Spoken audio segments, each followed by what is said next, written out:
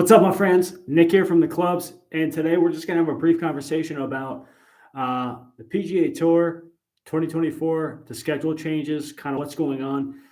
Um, I'm sure you've seen this is obviously a big deal. When I think part of this is Live comes on, makes a huge splash. Now, you could make the case that maybe they fizzled, maybe they haven't, or maybe that like hyper splash, that hyper, original growth or whatever isn't as prominent this year, or at least right now, as what it was. So you have the PGA Tour with still younger top tier players. Now, I think general consensus would probably say that the biggest loss from an overall up and coming, inbound top guy that went to Live last year. And I don't know if it was as shocking. I'm not necessarily like a huge fan. Cam Smith, right? Obviously puts on this unreal show, has his own like style and everything, goes to Live, right? So you got that going on, and then the PGA Tour, and basically being spearheaded by Rory and some other players are like, okay, we're going to make some changes, we're going to increase the purses, et cetera, et cetera. Sure, there's some question on, like, obviously this money wasn't found, it came from somewhere. Where's it coming from? There's lots of like criticisms. I still think that Greg Norman tried to do something like this back in, I want to say, the very early 2000s, and he had about zero momentum, and he was shut down and stomped on pretty quickly by the PGA Tour. So I feel like this next round, especially with the amount of money and knowing that some of the players, even in like the Full Send episode with Dustin Johnson, he's like, I know I'm good. I don't need to prove anything to anybody. I get paid so much more money and I get to do less. Like, you're taking that, right? But I think he is probably one of the few where he really truly believes and feels like, I don't need to prove anything to anybody. So I'm not gonna, like, I don't really care. Like, this is a great deal. I get to do whatever it is I'm going to do, and I'm going to golf, and I know I'm good. And me playing on Live or somewhere else isn't going to change that. And it appears that they can be in the PGA Championship, they can be in Masters, And for everybody that doesn't know this, the Masters is basically their own entity. They are not controlled. I'm sure there's some influence, but they do their own thing. So they don't operate under the USGA or the PGA. Like, they do their own thing. So that whole deal, like a year or two ago, and like Phil went and then withdrew. Like, Phil withdrew. Like, the Masters didn't encourage him to not be there. So maybe people don't know that, but that's kind of, anyway, that's water under the bridge at this point. So they can play, like, maybe the majors are coming up. So anyway, here we are, the PGA, and like they bust on the scene with these new changes, which, okay, here are some main criticisms for Live versus PGA, right? One, and this is like aside from the social stuff, like however you feel about it one way or another, this is aside from that. If we talk about the two pieces of competition, this is the way I view it, where it's basically PGA Tour is old world golf. It's like more prestige tradition. Live is more new, modern, less serious, and they're trying to curtail more to like waste management tour type tournaments than they are Masters, which is like very prestigious, like very formal, like you're not allowed to, do certain things. It's like not like Live is trying to be like the football stadium for golf, meaning they don't want people real quiet. Like they want it like a party and loud and etc. Like, so two different styles. Then you also have the no cut for live versus the traditional for PGA. You of course have exponentially more money for everybody in the field on live, where on PGA, if you don't make the cut, you're not getting paid. And then also 54 holes. So I think you can definitely make a case that says, yeah, you're getting paid more money. And it's the same thing that like always it's, if you're in sales and you're earning commissions, are you more motivated to do that than you are for somebody who's on salary that's selling the same thing? Because if they're going to make the same amount of money anyway, what would motivate you to achieve higher? Like a potential promotion, but only if that promotion's there, versus a commission. It's like, look, we're not giving you a floor. It's all on you. But technically speaking, sky's the limit. So for the real motivated people, yeah, it's sky's the limit. Like a lot of other factors go into that, of course, but nonetheless, from an overall success standpoint, it's sky's the limit. So you're talking about one where it's, I might not even get a paycheck. And I have to just circle back to this in full swing when Ian Poulter, who I can't stand, like has nothing to do with live. I've always disliked the guy, not even because like Ryder Cup stuff, like I just, not my deal. But he's like, man, like I'm not even gonna get paid. I'm not even gonna make the cut, yet he's flying home on a fucking private jet. Like that is hilarious, ridiculous to me, where if like, dude, if you're really that squeezed for money, don't spend $15,000 to fly 2 hours on a private jet. Like, how can you even say that or feel bad? Like maybe Netflix like edited out certain things to make him look like an idiot or like really contradictory in that sense. But nonetheless, that's what I felt. I'm like, wait, is this actually happening? Like, are you actually saying this? Like, man, I don't know if I'm going to get paid like walking onto a private jet that you rented. That everybody knows it costs 10,000, 50, like a plane ticket, relatively speaking, is like quite a bit cheaper, maybe 500, 600 bucks. Anyway, I don't even know where I was going. I like had to bring that up, but I think you can make the case where it's like, yeah, it makes sense for Ian Poulter to go there, right? But then if you're talking about an up-and-comer and like the level of motivation and the level of grind relative to the other, I don't think that has anything to do with old world versus, new world. It's just like two different ways. So there's some players that came right out of college that were highly ranked amateurs, but that doesn't necessarily guarantee you success, long-term success on the PGA. So it's like, hey, I get this big money offer and I can shoot. I remember seeing it. It was Andy Ogletree shot like 24 over and he still made like $200,000, right?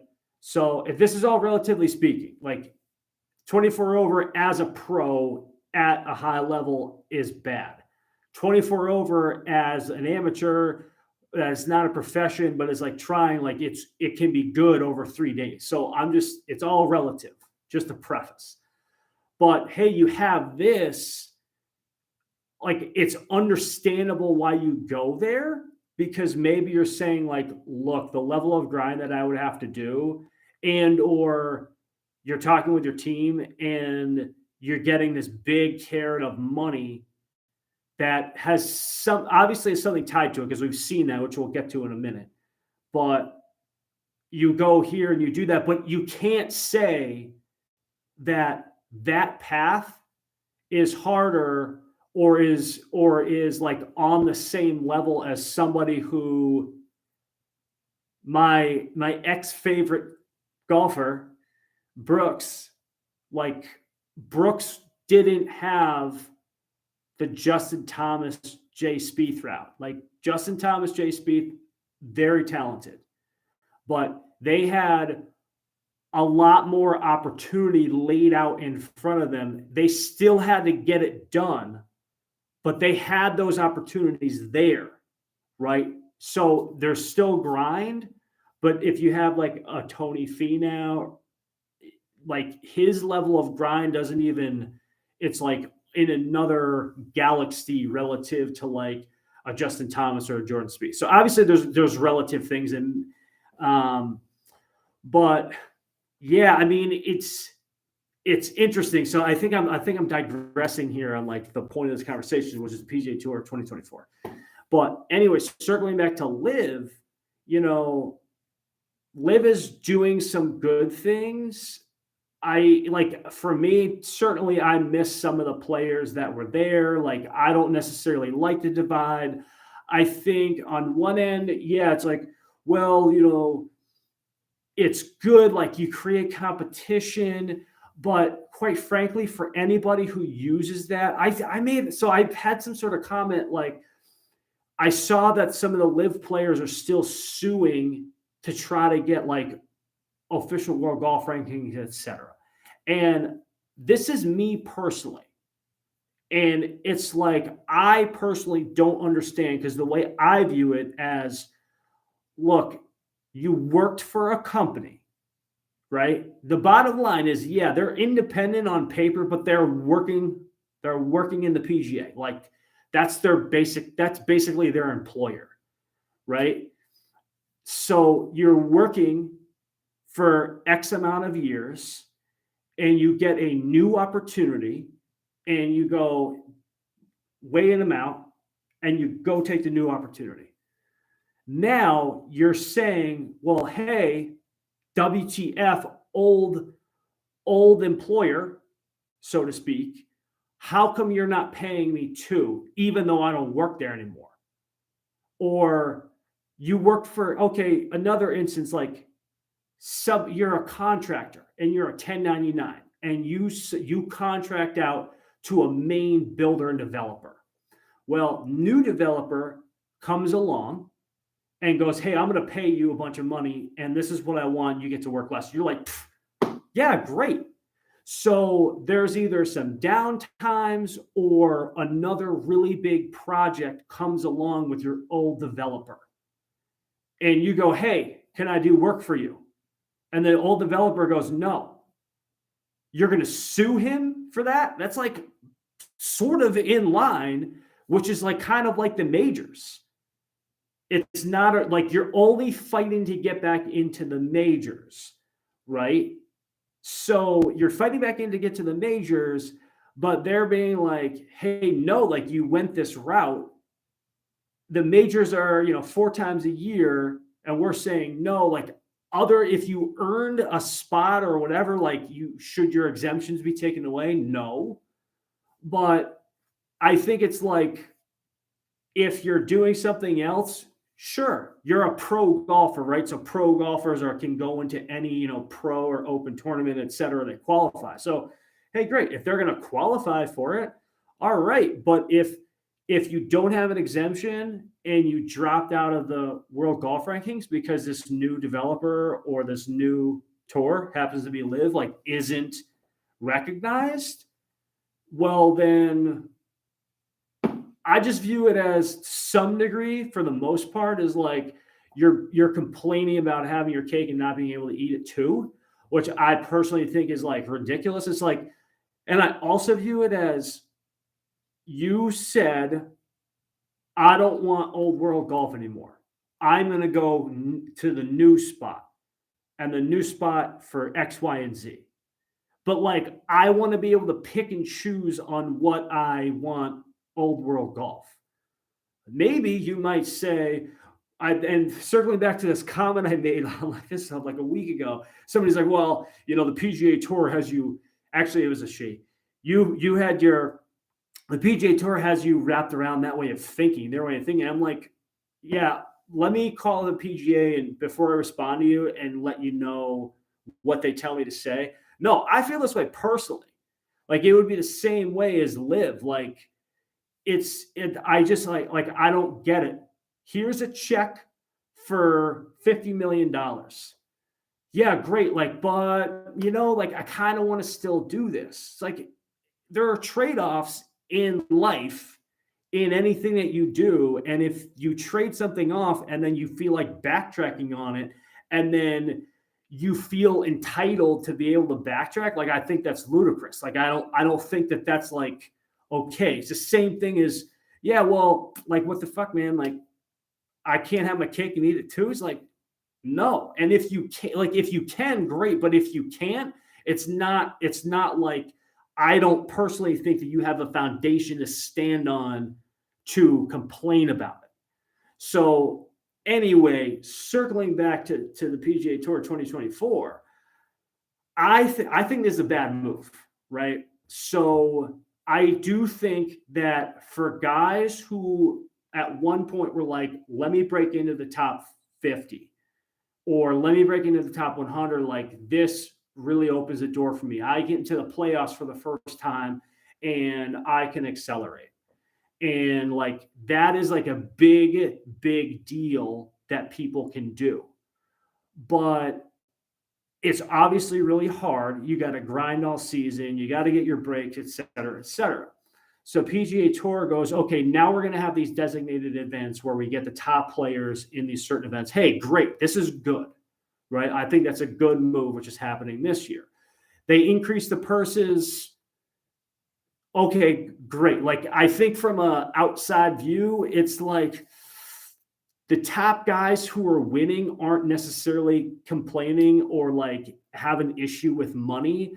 Maybe you should, instead of putting more at the top, like spread it out more so that like guys who are up and coming have the ability to survive a little bit longer. But that's just me. I'm not saying that the top guys don't deserve it.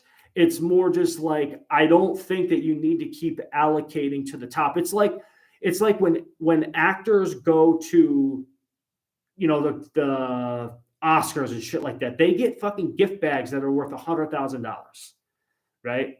Does somebody who just made $20 million in a movie need $100,000 gift bag? Are they going to use the stuff in the gift bag? No, they're not, because they're doing something custom and they're getting whatever they want and whatever.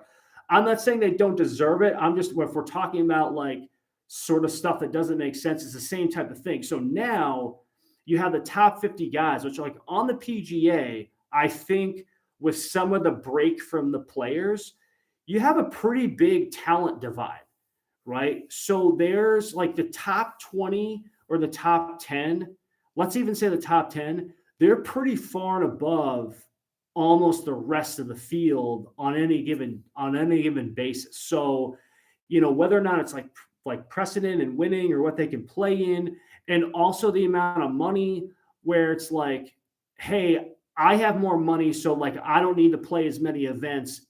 Just not playing as many events. So when you do go into an event, are you more rested, like on the regular? Because like no matter what you want to think, golf and a really good golf swing is very taxing on the body. That's why it's kind of like nuts how these guys are doing like even Max Homa, right? Max Homa, like big up and comer, like really making strides. Like he's got a great move, great swing, etc.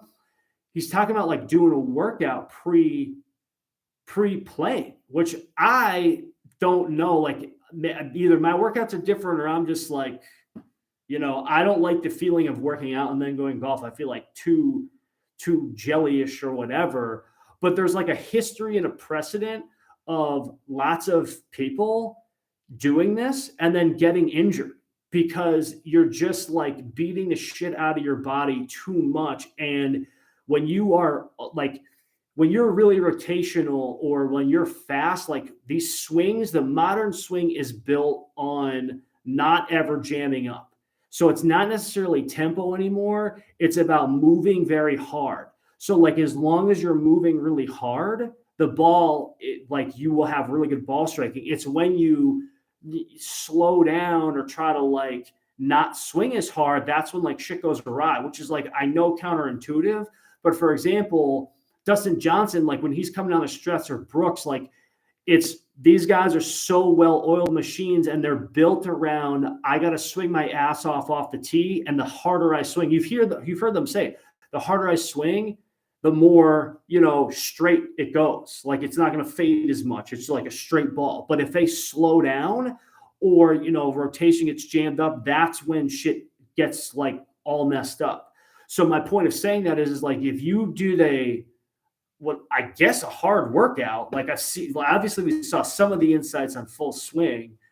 I mean, maybe I'm considering a workout more like weightlifting, bodybuilding, rather than like some, this is going to sound like funny, but like maybe some stretching and like more, agility stuff. But still, like, other than a warm up, it seems like kind of nuts to me. Like, you're beating balls all day, which is harsh, period.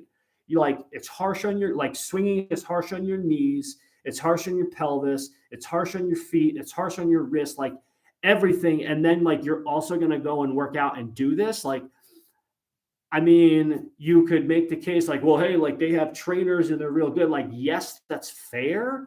But tell me how many expert trainers wind up with injured people because they just like didn't rest. Right. I like the idea that golfers are getting a lot more athletic and like more in shape, and they're not so not in shape, et cetera, et cetera. Like, I like that. I think that's like good. That's like aligns with my own personal values. But aside from that, like, I just think like, man, like, there should be some sort of break. Like, I couldn't imagine going into Sunday being like in the leaderboard and doing like a 2-hour workout.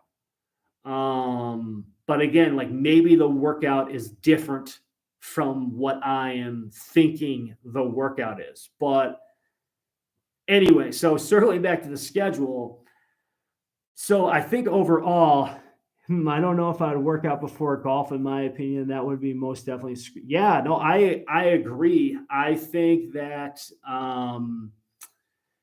like, I've worked out, like, I do more traditional like weightlifting, but I've also incorporated like more agility, mobility things with that. And it's not always like hard weightlifting, but no matter what, like, I feel like pretty beat up post that workout. So I can't imagine like getting up, going to like working out in the morning, not doing anything, and then, going out on Sunday or any day for that matter. Plus, two, like, I would think about it as like my edge, in addition to like mental and other stuff, is like also endurance. Like, if you can outlast somebody, like, think about how many sports it's really about like outlasting somebody else. And in golf, just like any other high level sport, it's like a centimeter, an inch can be the difference on ball in the fairway, ball in the rough. Like, ball in the rough gets a bad lie, like it leads to a bogey, versus ball in the fairway. Oh, well, that led to, a par. So those are like big deals because everything's like so tight in anything high level. So on the PGA Tour, like, circling back to that, I disagree with the no cut events. I basically think the PGA Tour came out and was like, live sucks. What are you doing? You guys are all done. Like, betrayal, blah, blah, blah, blah, blah. Like, it got way too emotional. I'm not saying that I think the PGA Tour should be like, hey, what's going on? Like, let's be friends. Like, that's not what you do in business. Like, capitalism isn't friendly. And like, the PGA needs to protect their market just like any other competitor would, period. And, also, I've been following your channel for YouTube Shorts. I like your content you have. Thanks, man. I very much appreciate that. I work really hard on them, like the editing. Obviously, if you can see, there's a progression of editing, but I like trying to get the editing good and like the shorts, and like trying to make sure that the information lands without like dragging on, because I tend to talk a lot.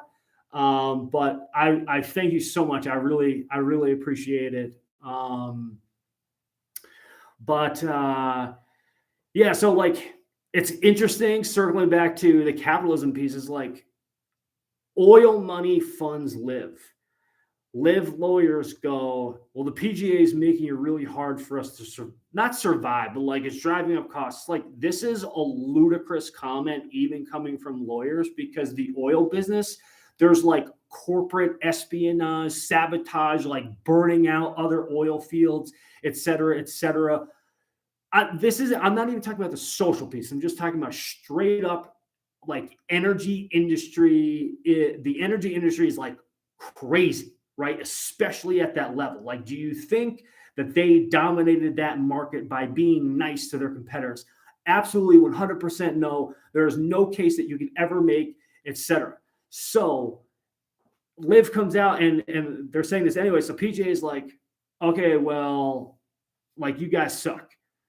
And then Rory comes out, and I know it sounds like I'm not a fan of many people, but like I like Rory to an extent, but I'm not like a super fan of Rory. Like I think he's authentic. I think he's good, but he comes out and he's like, well, you know, kind of like really sticks his nose up at Liv. Like, fine, right? Now you're sort of suddenly kind of copying what they're doing. And you're also, I think, what the word I'm searching for, like excluding or really making it more difficult for the up and comers to get into the events that would pay, especially the 8 events where there's no cut. So it's like if you are on the PGA Tour and you can get into a no cut event, this is amazing, right? Because especially because if you're a top player, like it's great, but this is what you're used to. But if you're not and you get into like one of the WGC events and it's a no cut event, like you're thinking like, hey, it doesn't matter. I mean, obviously I want to play well, like you get a big break, big money, but also like you get paid either way. So suddenly you make this event and it's like the top echelon of players who are obviously always grinding, but there's less of a need for them to be in a no cut event because they are likely to make a cut anyway. So then you have the, you know, either up and comers or bottom, and maybe they like before this, they're like PGA forever. And then they see something like this and they're like, yeah, Liv hasn't offered me the deal and I didn't think about taking it before. But now, I mean, I would have to like right now, and this is also part of their own psyche where it's like right now I'm in like 150 or whatever. I got my card. I'm in 125. So, okay, I think I can get to this way, but like I don't think I can get to the top 50 like in this amount of time. So if Liv calls me and they want to offer me something, like I actually might consider, because like, geez, the PGA Tour was like kind of shitting on their idea last year. So suddenly they're doing the same idea. So, and like I've seen some like funny stuff that Liv is basically like, oh yeah, the greatest form of flattery is copying, which is like true, but it's like, this is kind of nuts. And it's like also interesting that it's just like Rory is out in front of this and like must have some hand and be like, yeah, no, we should do this. And it, even though, and maybe 3 years ago, they were already planning on doing this and it got accelerated, the PR and the reception of it in my head is like, it's very difficult for a majority of people to believe you that you're just not reacting to something. And the fact that you are reacting in this manner makes me think that you think that they're a serious threat. Where like last year, they're like, they're going to fizzle out. So I think that they sort of, you know, may have gotten themselves not. I don't think I don't like the changes. I think I'm not a professional athlete, but I like my own job. There's always a grind in anything that you do. And there's always competition and there's always a need to either like get better or stay up with it. So it's all relative speaking to anybody's own profession, especially if you're doing something at a high level, right? It's just different types of pressure where you are. And like being a professional athlete, like, yeah, like there's some extra things that come along with that. But just like football, like I read an article a few years ago, and it was Ryan Clark who was being interviewed as part of the article. Ryan Clark, I think, was either a safety or a corner, and he was like, he's a fucking mean dude on the Steelers. And it was basically like no one wants to see anybody get injured, but like the biggest deal with players getting injured is if they're, I forgot which one it was. It's like if you're injured or you're hurt, and if you're injured and you have to go sit out, that might be your last game ever, because there's like 1,000 guys knocking on the door to get in there. And like that's part of being, it's like part of football. Do people like it? No. But at the same time, like it's part of it, and everybody has this understanding. So similar where on the PGA, like I'm not a professional golfer, but again, in my own profession, my main profession, like I have tons and tons and tons and tons of pressure, and I have to perform. And like if I get injured, like, yes, somebody could be taking my clients, you know? So I think that, I know it's a little different, but I just think that if you shift too much towards this, I don't think that you necessarily hold the PGA as, because you could be a guy who's like, yeah, of course I want to make money. And like, if I do well, I'll make money. But if you sort of take away the prestige, so to speak, of the PGA and sort of what that represents, then it decreases the value.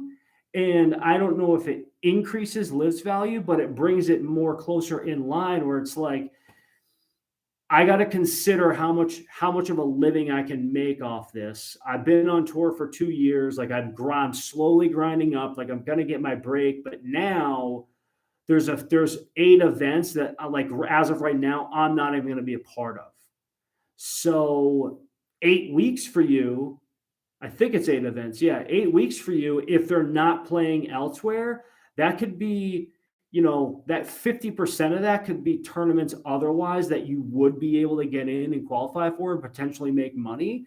So I don't know. I think there's a lot of factors. I think the PGA is, I don't know if they're like bowing to LIV. LIV obviously picked up some more players so far this year. I don't think anybody big, but especially if they get in the majors, and then I don't know. I mean, I watched it once and I didn't think it was bad. I'm not sure it was so exciting. I will say though, I used to watch, like I have PGA Tour Live, which I love, or it's ESPN Live, like feature groups and all the rest. Like I love that, right?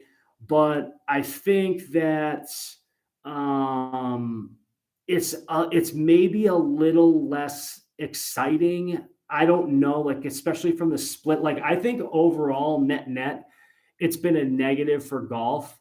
From a business perspective, sure, but I do think it's like kind of divided a little bit, where before like you would watch a bunch of players, you know, and if you got this big field, like you had all these different types of personalities, and like some of the original or like the first guys that went to LIV, like definitely do have a bit more, some of them maybe have more swagger, like they're more like followable.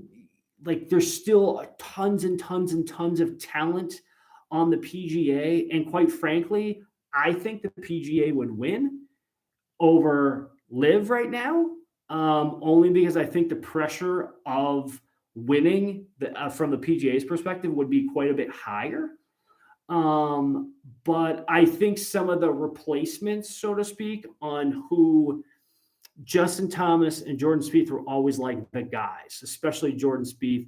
Rory is always like the guy, but I'm not sure that those 3 can carry it. And some of the others are there, but I don't know that they have. It's not even personality, because like Dustin Johnson, like he's got his own deal, and like you look at Dustin and his like moves and everything, but also like his overall, he's like obviously he's got charisma. So I don't know that like that's a replaceable presence, or some of these other, presents. Like I do not like Bryson whatsoever, but was Bryson like a big draw in some cases because like he developed his own personal following? Yeah, probably. And he probably helped that out with Liv. Circling back and finishing up, I do think that it is interesting. I don't know if anybody saw this, but there's a ton of stipulations on playing for Liv, where at first it was like, hey, yeah, come play 8 events, get paid $150 million, like no problem, do whatever you want. And it's interesting because at part of the outset of this was Phil Mickelson was like, I've created all these media moments. It was my play that did it, and I don't even have access. I can't even monetize my own likeness. And that was like part of this drive, like very early on. Well, this stuff came out on Liv where they don't own any of their media rights, and they like have to show up to things and they have to be at the events. And it seems like PGA is turning a little bit into what Liv is offering, or like going somewhat in that direction. And Liv, come to find out, is circling back and being a lot more restrictive, which obviously makes sense. Like if you're it doesn't matter if you have an endless pit of money. If you hand somebody a check for $150 million, there is no fucking way that you're not going to own them for at least a good amount of time, right? Like, and plus 2, if you're Greg Norman and you're Liv, like, yeah, they don't need the money, but rocking a $500 million loss like year after year, they're not gonna just be like, yeah, no problem. Like we started a golf league. So like there's gonna be something in there where I think it was like, hey, yeah, come in, and we're all great. Like it's like they got freaking indoctrinated. But for anybody and any of them that didn't know that, that would be pretty dumb to expect like, here's this big check, no strings attached type deal, other than like you have to play these events. If you haven't seen it, it is worth reading. We have it on our Twitter page, but there's like a lot of stipulations, some of which are points of issue that Phil had at the outset. And yeah, so it's pretty interesting. So it's like, and also too, it's not just 8 events anymore. Like they're ramping up their events. So I think by year 3 or whatever, it's like 15 events, or maybe it's 15 events this year. So if you're like a top player that played in the 4 majors, maybe the Players, and like 4 other events, 5 other events, maybe a little bit more, now all of a sudden you go to Liv thinking that you're going to play less. But my guess is the media appearances and all the rest, because it's not like the media appearances, I think too, when you have like the pro-ams the day before, I'm sure that that's shitty for most of the players. But it's like one thing. But from what I've seen on Liv is they got to do like a whole dog and pony show. So like at first it's like, yeah, hey, this is fun. And then like for any entertainers out there, it's like do dance monkey dance kind of.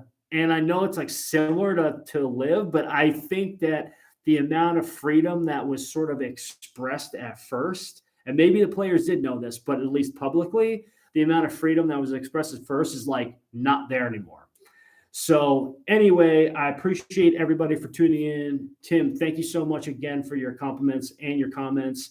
I hope everybody has a great night, and keep up the grind, friends. Take care.